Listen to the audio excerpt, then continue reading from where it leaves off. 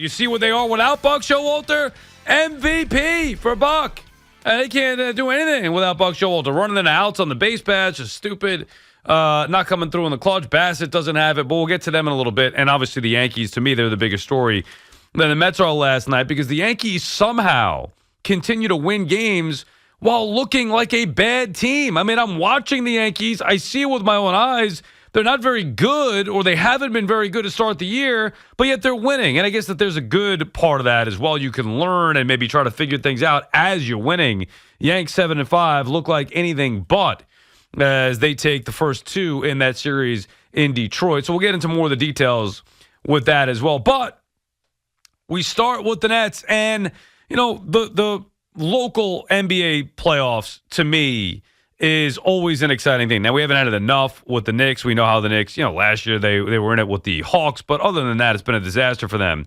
And look, I could get into the Sixers and Joel Embiid and his shot, or DeMar DeRozan beating the Bucks. But really, the best series the series that we're looking forward to most, Nets and Celtics. And after a great game one, man, you saw high energy game two. Nets coming out looking like world beaters right out of the gate. Brown looking terrific. Curry knocking down big shots. And KD and Kyrie just didn't really ever get it going. I know Kevin Durant gets to the free throw line a ton. That's where he get the bulk of his points from. But the defense from the Nets in the beginning, that was, to me, what was impressive. And you had them matching the intensity of the Celtics. You had them not only matching it, I mean, they were taking it to the Celtics. That is the way that you envision, if you're a Nets fan or if you're a Nets backer, that's the way you envision this team going out there, taking the game by the throat, on the road, doesn't matter, on the road in Boston, hostile environment, getting out to a huge lead, up 14, up 17, whatever it is, dominating the majority of that first half. And then the close to that first half.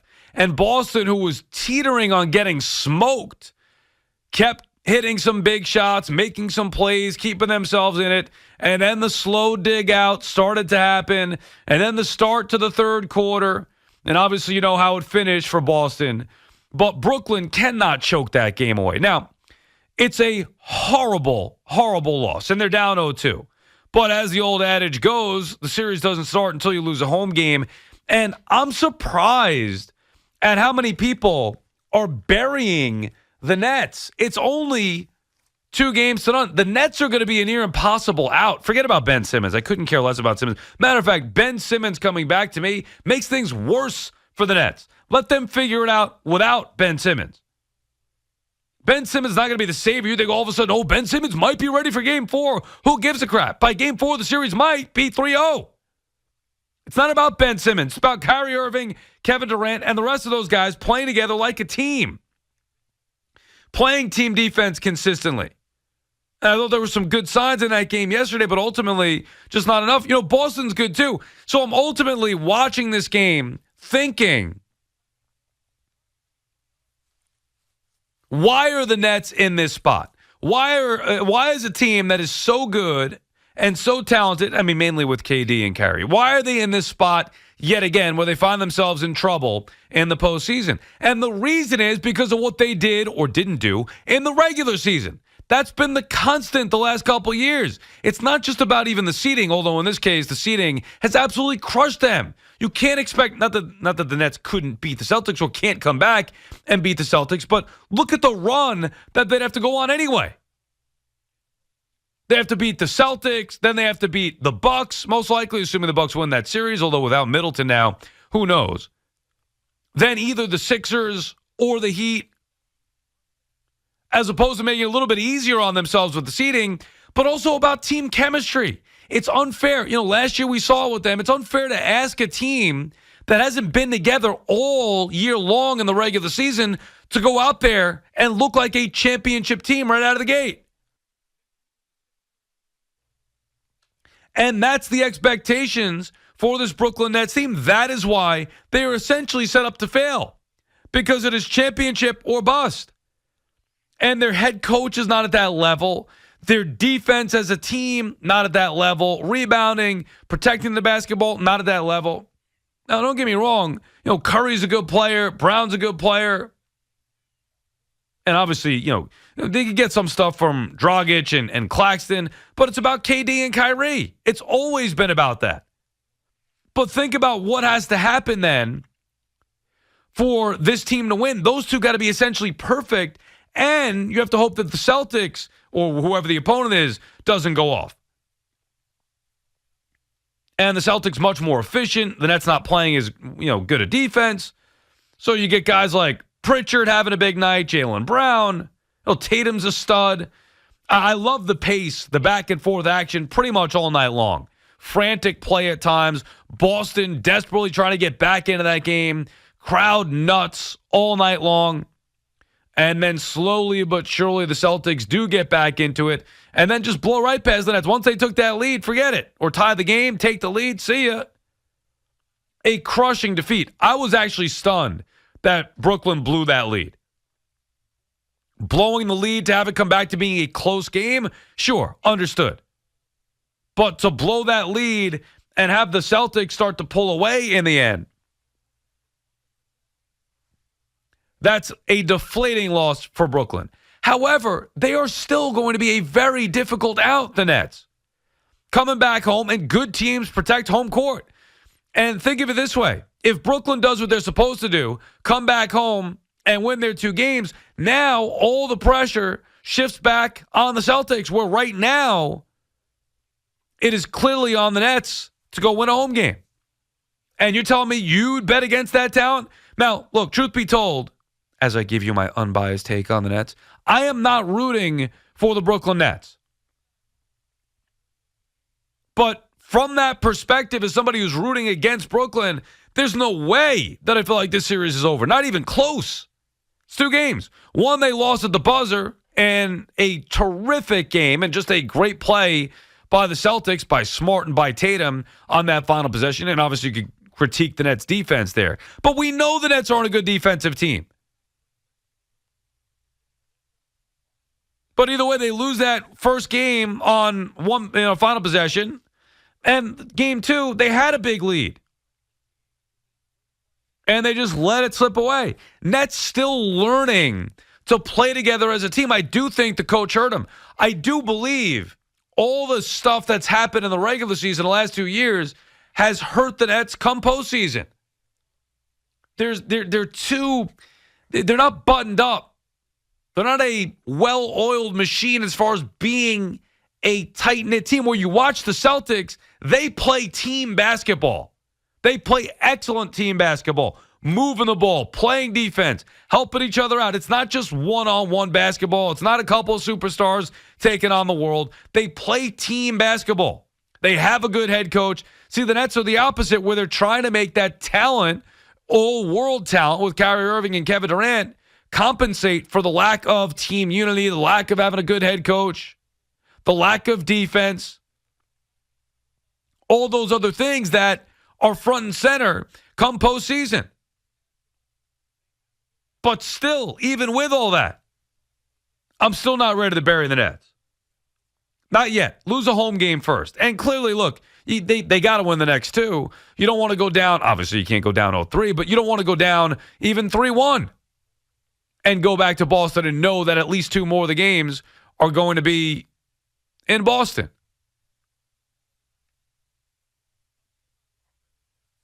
So a crushing defeat.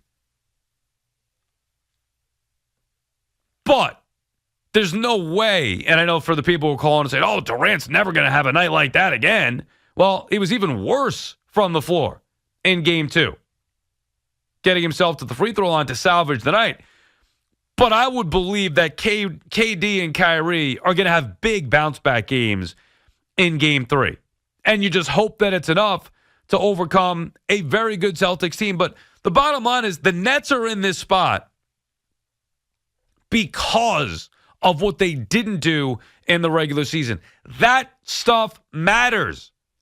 They may not think that it does. And now, look, it's been one thing after another. The injuries, last year, this year with the vaccine nonsense, and then injuries as well.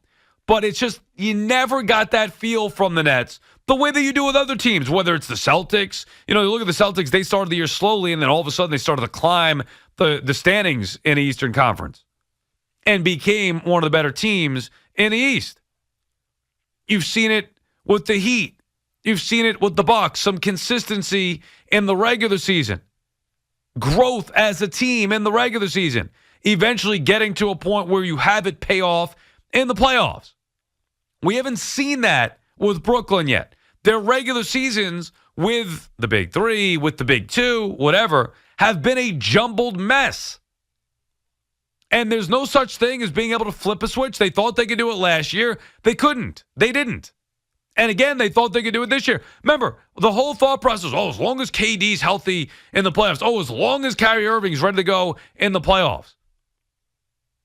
Well, no, you're learning now that the regular season does matter in some regards. And team building is a big thing. And they didn't have that luxury. Not only that, they didn't, make the big trade with Harden in the middle of the year. And now, that's what I'm talking about, Ben Simmons being a non-factor regardless. Oh, he may show up for Game 4. A, he's not showing up for Game 4. B, it doesn't matter if he shows up for Game 4. Hey, how is he going to help this team? He's barely even practiced with them. Those things matter.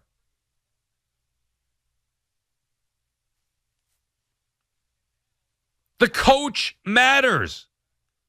Defense matters. It can't just be about superstar players and relying on their otherworldly talent. So a disappointing night, to say the least. Net fans have to be devastated with a team with championship aspirations and expectations, and a team that has been, got Kyrie back full time, has a healthy Kevin Durant. Durant has just not been the guy that the Nets need him to be to carry them through the postseason. I mean, he's got to be playing at his best. They're not deep enough otherwise. They're not well coached enough otherwise. They don't play enough defense. Although I did see a better effort in Game 2 from the Nets defensively, in particular the start. Problem is they just couldn't keep it up. And the other problem is Boston's freaking good. They're not playing a scrub team here. Celtics are good. And they play together as a team. Oh, Celtics could legitimately win the championship. It's the Bucks or the Heat or the Sixers are clearly taking in the East. Maybe the Celtics are one of the teams that got overlooked from the start of the year. Now, I know they wouldn't be a big surprise now after the regular season that they had. But, I mean, maybe they are getting overlooked because the other teams weren't talked about. Embiid and the Sixers, Giannis, obviously. It's always about the Nets with KD and Kyrie. Miami. But maybe the Celtics could be that team because I'm watching them play, and I haven't watched them play all year. But you watch them play, you see a championship caliber team playing together, playing at a very high level.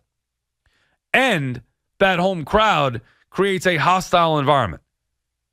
Will Brooklyn be able to do the same? And for KD and Kyrie, they can't lose this series, but you would understand it based on everything that happened in the regular season. However, you would not understand going out in the first round, regardless of who the opponent is, with ease. And by that, I mean down 0-3, down, or down 3-0, down 3-1. That would be problematic for a Nets team that has had nothing but issues since they've acquired Kevin Durant and Kyrie Irving. Nowhere near the expectations, at least not at this point, but they're not done yet. 877-337-6666. Your calls on the Nets. On the other side, we'll get into some of the baseball, as I mentioned, with the Yankees. Another win for them as they continue to play poorly, but find themselves some wins. And the Mets, a rare off night for them, a chance to close out still 3 of 4 from the Giants later on this afternoon. 877-337-6666.